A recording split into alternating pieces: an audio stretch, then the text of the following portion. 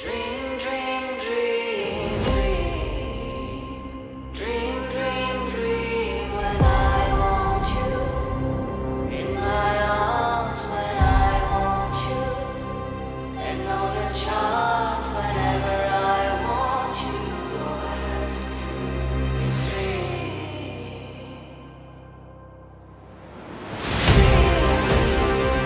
Dream, dream, dream, dream. Dream, dream, dream.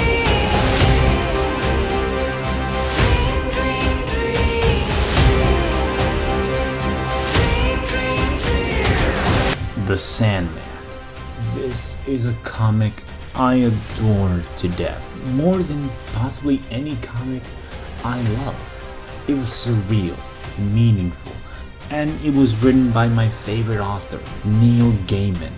Of course, due to the popularity of the Sandman, this would have brought to make a movie. Well, not exactly. See, even though the concept of the Sandman movie would have been good, there was too much to cover, and sometimes it would be even confusing for the viewer. So it wasn't until 40 years later till Neil Gaiman say, let's make a Sandman TV show and premiere it on Netflix. And let's be very clear, the Sandman universe is definitely sometimes confusing, but that doesn't mean it can't be beautiful to look at, whether it be the dialogue, the visuals, or both. So basically, I'm gonna do my hand and ask, what's the difference between the comic and the show?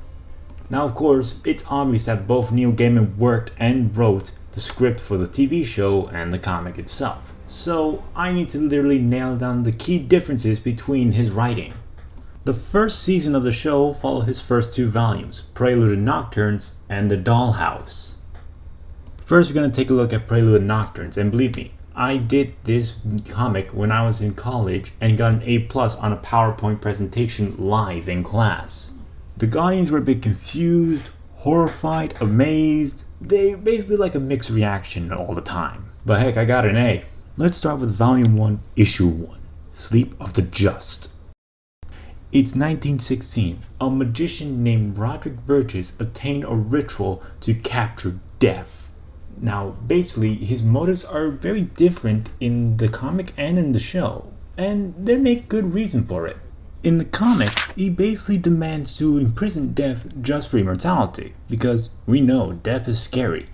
But in the show, it was much more clearer. He just wants his son Randall to come back to life, because he died in the Battle of Gallipoli in World War I. And it makes sense, it's 1916, we're in the middle of World War I. And parents are heartbroken that their children, their husbands, anyone that they care most would die in battle. Now of course, they did the ritual, but they got the wrong god. They summoned Dream of the Endless, not Death. They stripped away his sand, his helmet, and even his ruby, and trapped him in a glass cage inside a magic circle. In the show, they actually explain what was Dream doing before he was summoned and imprisoned. He was basically after the Corinthian, one of his rogue nightmares, and basically before he could even have the act to kill him, he was imprisoned at the last second. And the Corinthian was the one who thought of the idea to entrap him in the glass bubble in the seal, and give the guards enough drugs to make sure they awake when they guard him. But Neil Gaiman had more opportunity to write more details for the show. For example, in the show, basically Dream's Raven comes in and starts pecking at the glass, attempting to save him. Now this event never happened in the comics, and Dream never thought of escaping using his Raven. But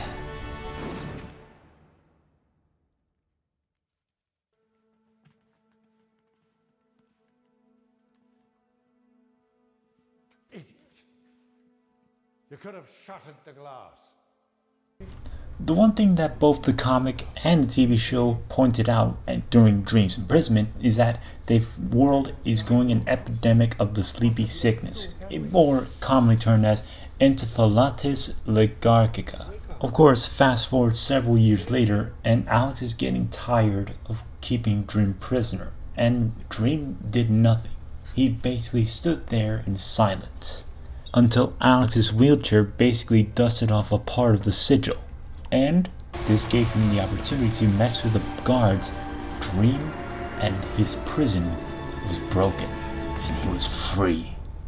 And of course, he went into Alex's dreams as an act of punishment. Hello. It's you. You're free. I am.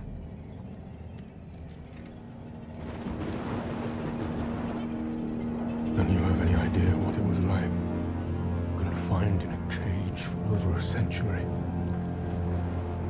Do you understand the damage you've done to your world? I'm sorry. I didn't know. Please. Your punishment then shall be a gift. I give you this. The gift of eternal sleep.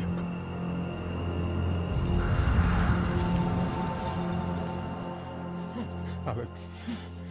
After his punishment, he went back to the dreaming. Now basically there are two different ways of what happened when he arrived back home. When he arrived, he was founded by Cain and Abel's gargoyle, Gregory. But in the show, it was Lucien, the head librarian. But of course, that doesn't mean that things didn't go well, as his kingdom is still in the verge of collapsing due to his weakened state. But in the show, he has to absorb Gregory to get some of his powers back to summon the Fates. And he does so by going through several dreams, and he was still weak. Basically, going through these dreams is like going to a pinball machine and he's the ball. But he basically made it very clear on what he needs to meet with the Fates. No longer seem to recognize their master. I will remind them and take from them what I require. Since one meets the Fates at a crossroads, I find one in the dreams of a Cambodian farmer.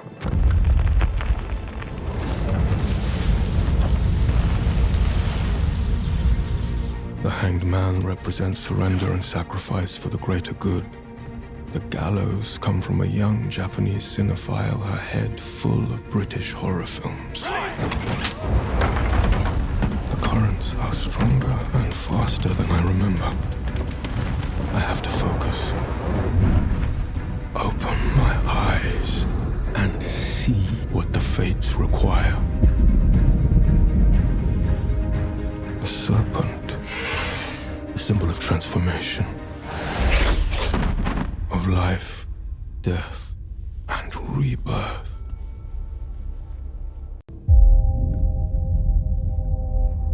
I, Lord Morpheus, dream of the endless. Summon the Fates. The three who are one. The one who is three. The Hecate.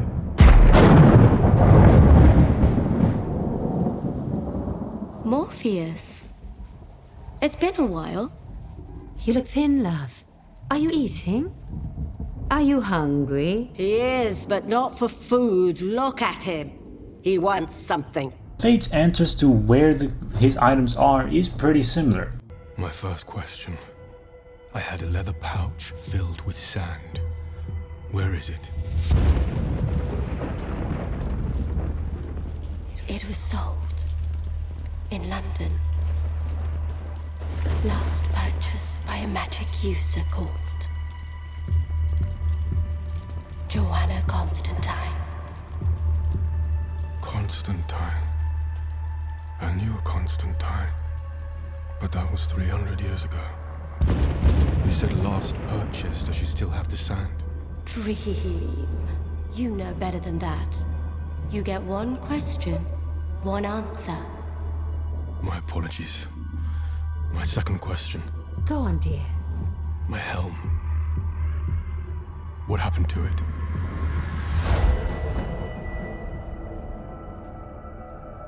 It was traded away to a demon. For the amulet of protection. To which demon was it traded? One question, one answer, love. Last question. My ruby. Who holds it now?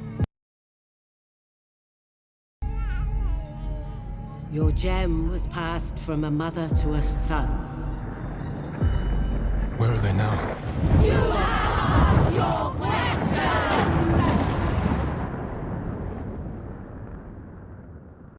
Now, there are several changes that are needed to be made when it comes to making the show. One of them was John Constantine. Now, as a comic book fan, one of my favorite actors who portrayed the role of John Constantine is Matt Ryan. And believe me, he fits the roles perfectly. Just listen how he monologues.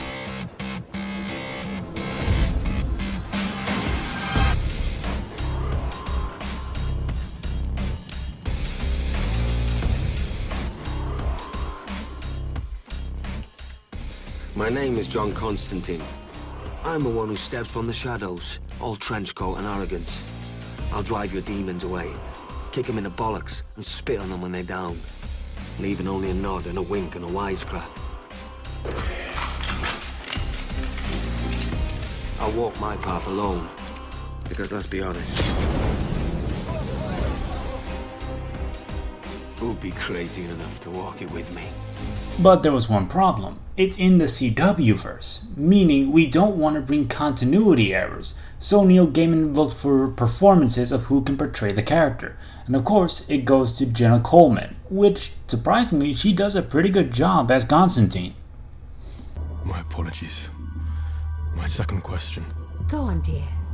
My helm. What happened to it?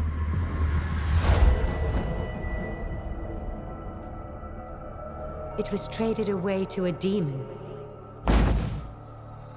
for the amulet of protection. To which demon was it traded? One question, one answer, love. Last question. My ruby. Who holds it now? Your gem was passed from a mother to a son. Okay, in the comic, yes, she did say it was passed down from a mother to a son, but there was a small detail in the comic that they missed and had to remove because of continuity errors. The ruby's location is inside a Justice League warehouse. But of course, Dream did something at the end of the show as an apology to Abel and Cain for destroying Gregory. He gave them a new gargoyle, Goldie. And Abel tells the story of the two brothers to Goldie, similar to how he's told the story in the end of the second issue. It's a secret story. It's a story about two brothers who loved each other very, very much. And they were very nice to each other, nice and kind and brotherly, you know? And the elder brother never harmed the younger brother, ever. And they didn't live in different houses, they lived together in the same house.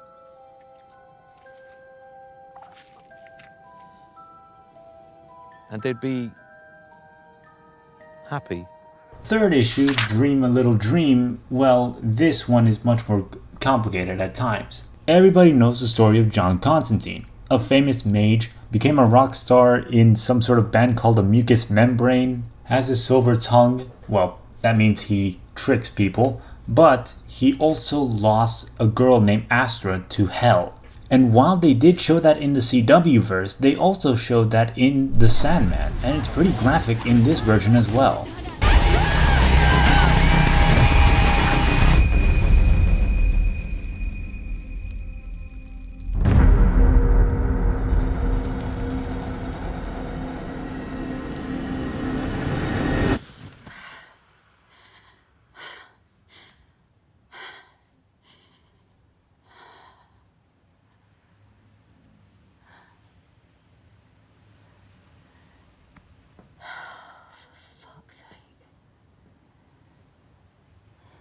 How did you find me? You were dreaming. As Constantine was basically walking around, he meets Hetty and tells him about the Sandman's return. And the same thing happened in the TV show. But after the talk, Morpheus appeared asking for Constantine. But Constantine was too busy because he needs to perform an exorcist. Him is Agalaeus. I'm flattered you remember me, Lord Morpheus, after all your time away. Lord Morpheus. He is. Though I confess I almost didn't recognize you without your helm. I wonder where your helm could be. I presume it is in hell with the demon to whom it was traded. Yes, but which demon? Give me the princess and I'll tell you. Eggsy, ego, agaleo. Wait! Fine. I'll tell you where your helm is. Just don't send me back. Retitutus nemeki. Constantine! Innocentium, agaleo. I command you! Visitaque sumus domine. Dream of the Endless commands you. Run along and fuck off back to hell.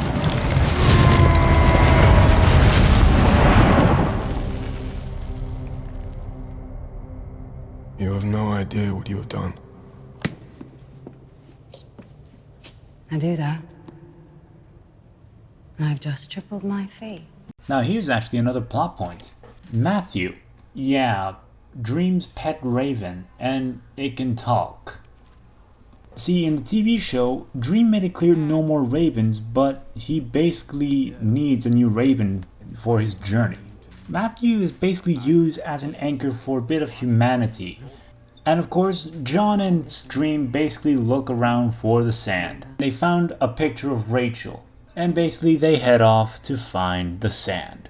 Now basically, there are two things that are different in both the comic and the TV show. In the comic, the entire sand, just a small pouch of it, transformed Rachel's entire house into this nightmarish, gore-like freakazoid castle, combining both fantasy and reality into one nightmare.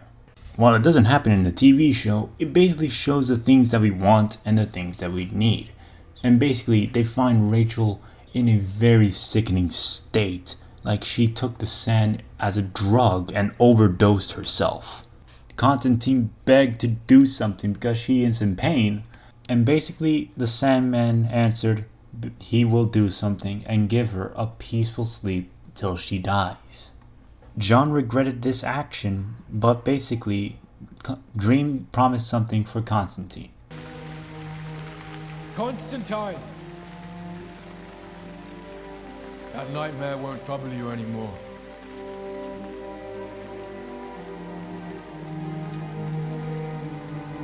Next up, Hell. Basically, in the 4th issue, Hope in Hell. The Sandman enters Hell to look for his helmet. And basically, in the comic, he does meet Etrigan and leads him to Lucifer's palace.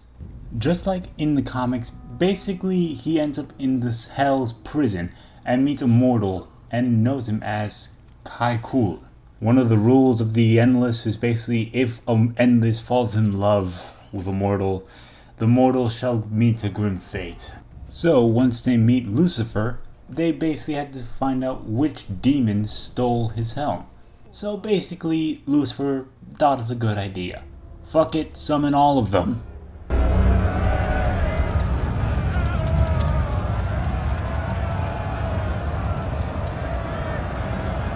There now, Dream, you may inquire. Which demon has your helmet? Of course, since Dream has his sands, the sand will lead him to the helm, and led him to an Archduke of Hell, Cornson. But since no rules of Hell were broken and it was a proper trade, basically he has to do a challenge just to get the helm back. But here's the difference. I love this challenge in the comics and in the TV show, but there was one major difference. The challenge was one of imagination, creation, and transformation.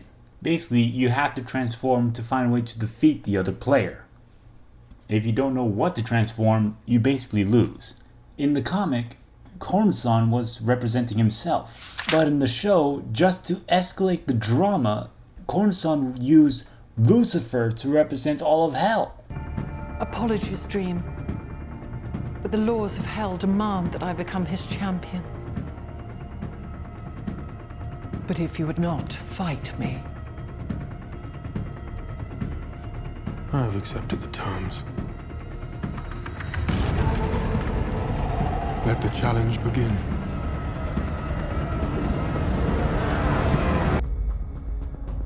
Make your move. I am a A dire wolf. Prey-stalking. Lethal prowler. I am a hunter. Horse-mounted. Wolf stabbing.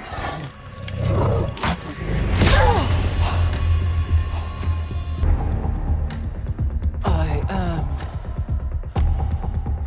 a butcher bacterium. Warm life destroying.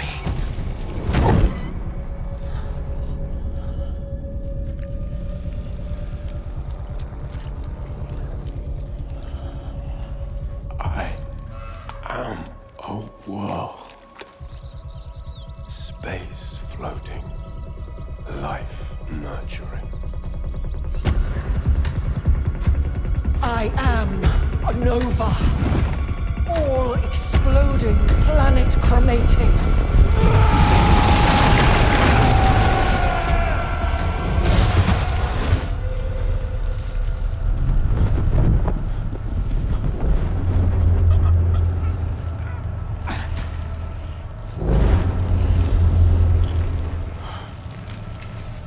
I am a universe. All things encompassing. All life embracing. I am anti-life. The beast of judgment. The dark at the end of everything.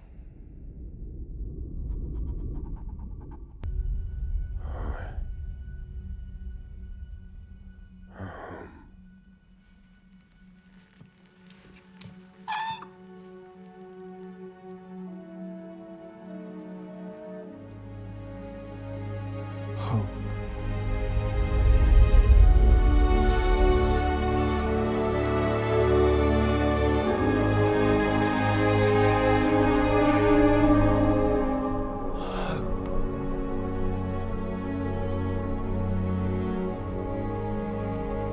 What'll I bring her?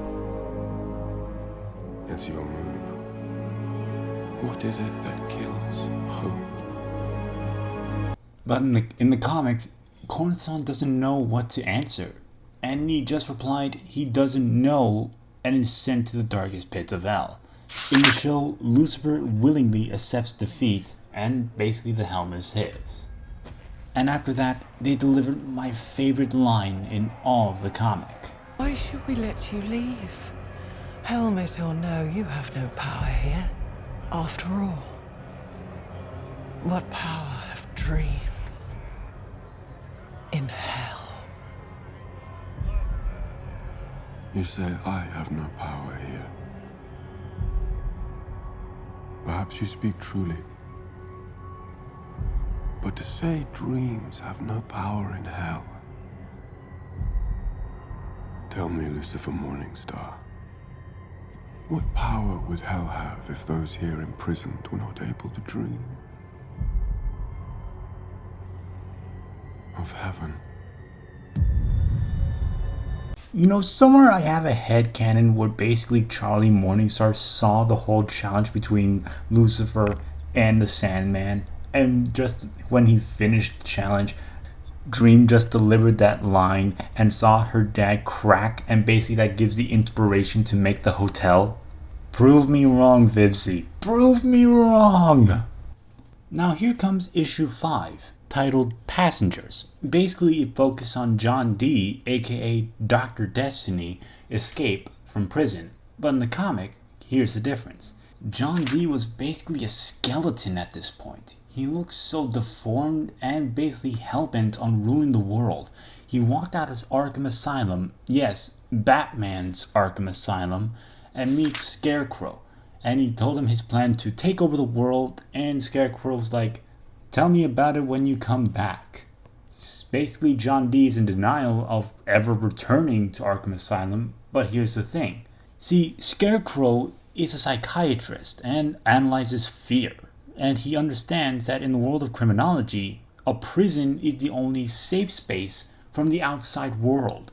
In the TV show, his mother lied to him throughout his entire life and believes everybody around him lies as well. So basically, he's on his journey to find the ruby. Of course, back with Sandman, he found the Justice League and asked for the ruby, leading up to Mr. Miracle and the Martian Manhunter, and he was afraid of him because in some mythologies throughout the universe, there is possibly a dream god, and all those dream gods are the same dream god, Morpheus of the Endless. And basically he asked, where is the ruby? And he basically got his answer. But when he arrived to grab the ruby, it was altered by Dr. Destiny. Now this brings the scariest comic of all time. I'm not joking, this is literally dubbed by critics, reviewers, fans, basically everyone as the scariest comic of all time, 24-Hour Diner.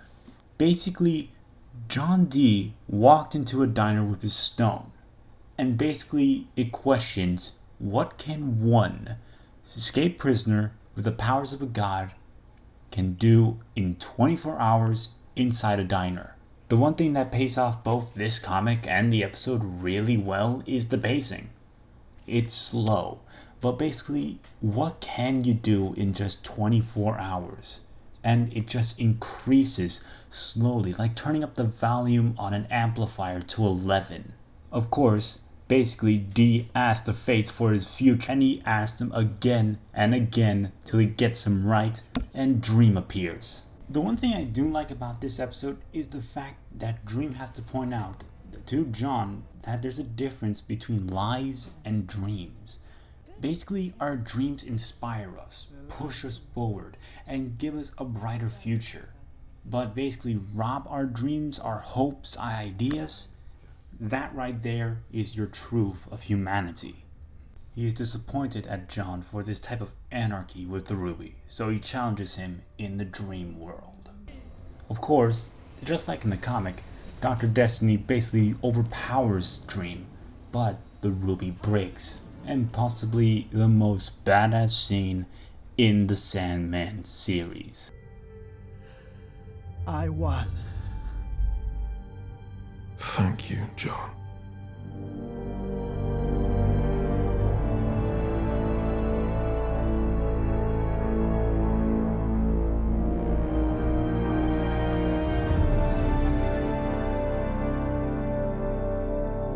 But I killed you. You destroyed the ruby and released the power inside it. I would never have thought of that. I'd forgotten just how much of myself I had placed in the jewel. Are you going to kill me? I could. Perhaps I will. But the Dreamstone was not made for mortals, and it came to you through no fault of your own. So no, John, I will not kill you. Sleep well, John. But tonight at least, humanity will sleep in peace.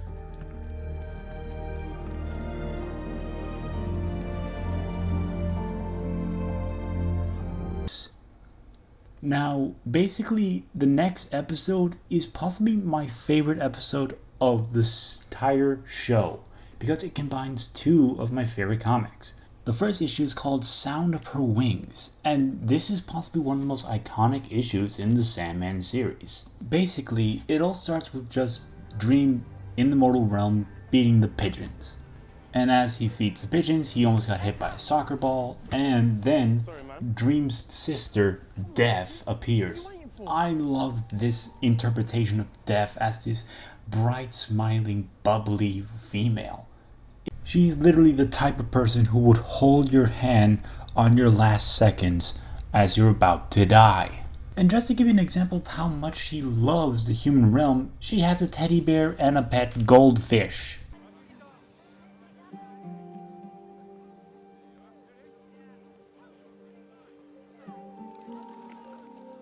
What are you doing? I'm feeding the pigeons.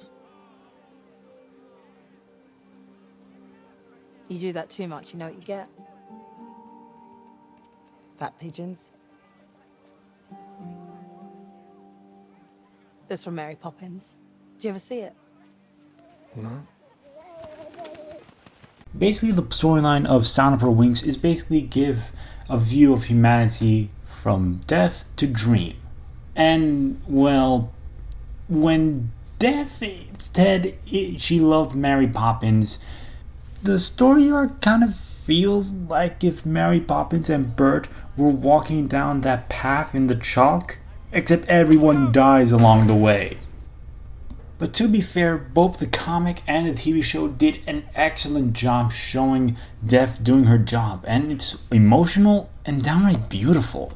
No strings were pulled when each Death comes, and believe me, Death doesn't like her job, but basically she's there to comfort you when your time comes. That's why she has a break and join the living world, because the opposite of death is life. Heck, her symbol is an Ankh, the symbol of life.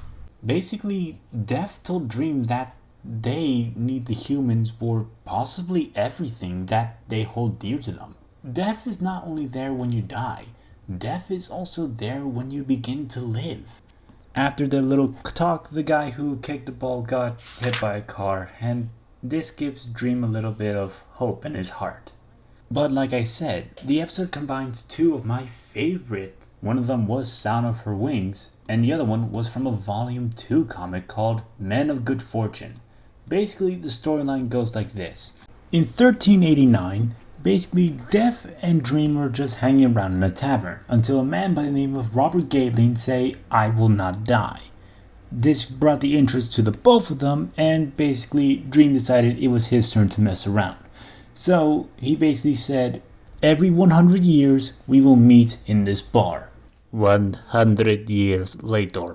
The first 100 years, basically Gatling was very afraid. But the one thing that Dream was interested in is the progression of humankind for just 100 years, and Gatling just explains to him everything. Just like how you talk with someone in a bar. Another 100 years later. By 1589, Gatling was already a rich man and has a family, and it was going well for him. Another 100 years later, by the 1600s, everything going to shit, and Gatling basically in a depressive move as his family was dead. But somehow he doesn't lose hope. He basically thinks death is a mug's game. Seriously, don't these people have somewhere else to go?